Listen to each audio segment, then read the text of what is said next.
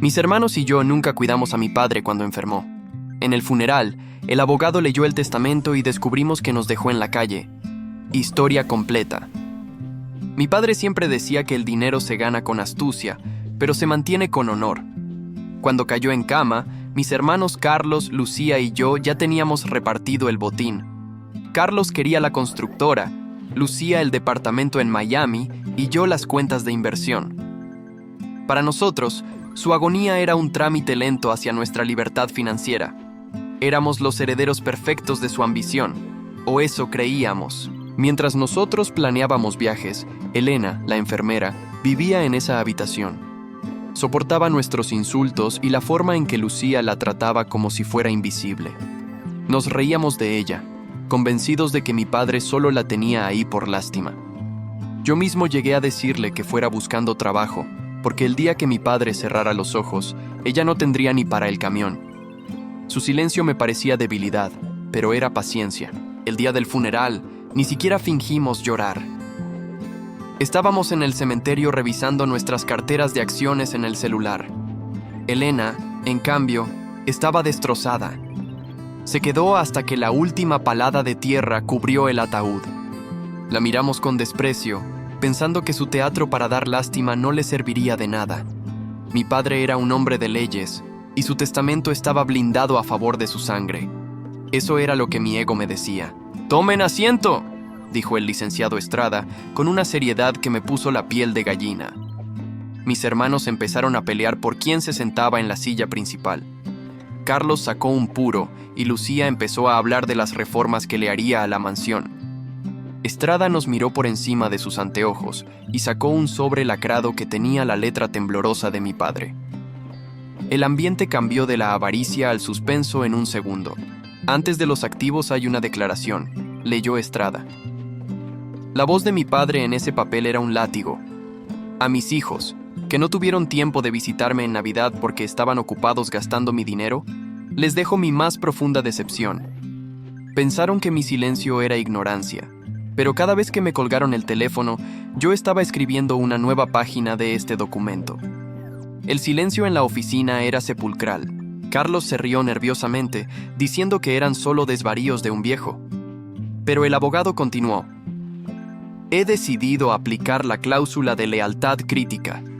Mi fortuna total será entregada únicamente a la persona que estuvo presente el martes a las 3:00 am, cuando pedí un vaso de agua y sentí que el corazón se me detenía. Lucía se puso pálida. Esa noche, todos estábamos en una fiesta en el club. El abogado levantó la vista y señaló a la esquina donde Elena estaba sentada.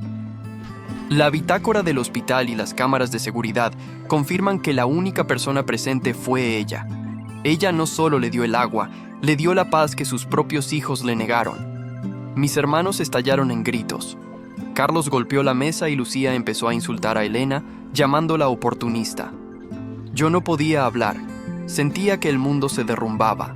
«Eso es ilegal. Vamos a impugnar», gritó Carlos. Pero Estrada sacó otro fajo de documentos. Su padre previó esto. Si intentan pelear, se activará una cláusula de quiebra forzada sobre sus fideicomisos actuales. Mi padre nos conocía tan bien que nos había encerrado en una jaula de oro sin llave. Estábamos legalmente desarmados frente a la mujer que habíamos humillado por meses. Elena se levantó lentamente. No tenía una sonrisa de triunfo, solo una tristeza profunda. Miró a Carlos y le entregó un pequeño sobre.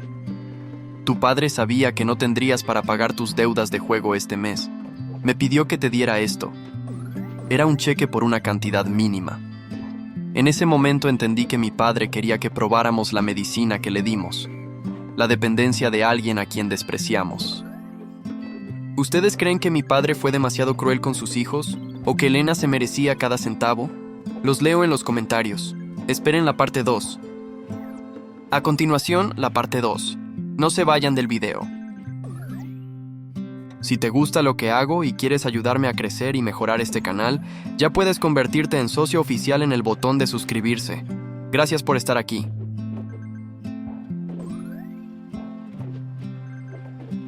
Mis hermanos y yo nunca cuidamos a mi padre cuando enfermó. En el funeral, el abogado leyó el testamento y descubrimos que nos dejó en la calle. Parte 2. Actualización. La noticia de que la enfermera era la nueva dueña de todo corrió como pólvora. Mis hermanos y yo pasamos de ser los herederos de oro a ser los parias de la ciudad. Pero el plan de mi padre tenía una segunda parte mucho más retorcida. Elena nos citó en la mansión una semana después. Pensamos que nos ofrecería una parte para que la dejáramos en paz, pero lo que encontramos fue una lección de humildad que nos rompió el orgullo. Al llegar vimos que Elena ya estaba despachando en la biblioteca de mi padre.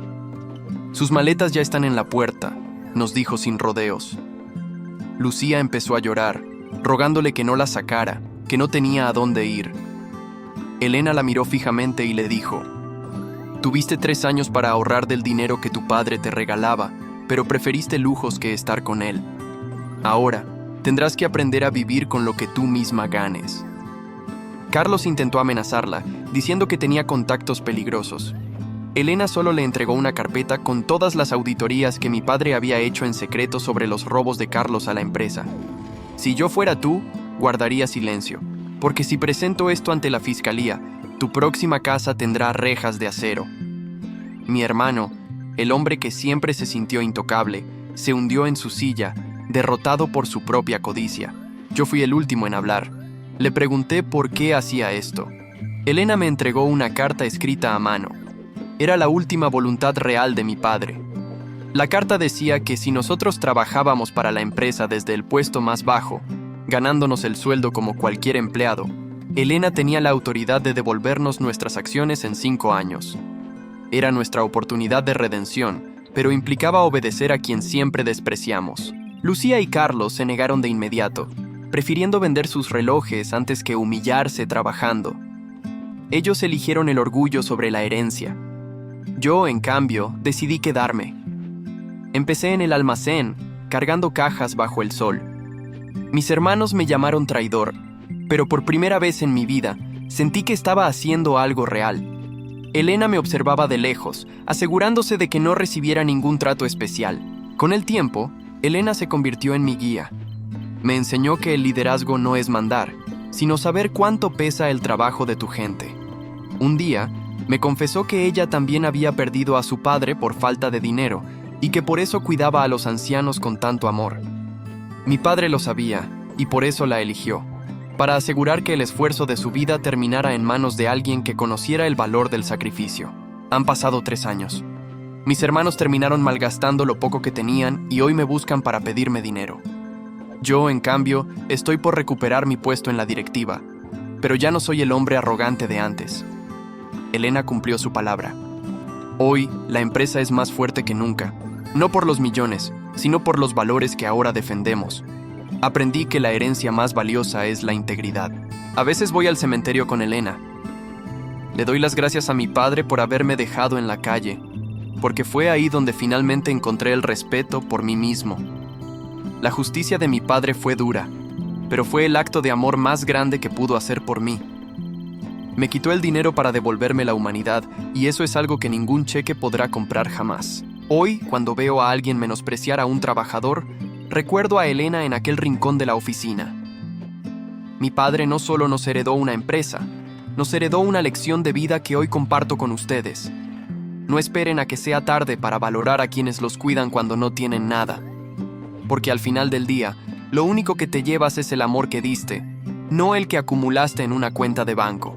¿Ustedes creen que hice bien en quedarme a trabajar desde abajo o debí irme con mis hermanos? Los leo en los comentarios. No olvides darle like y seguirme para más contenido.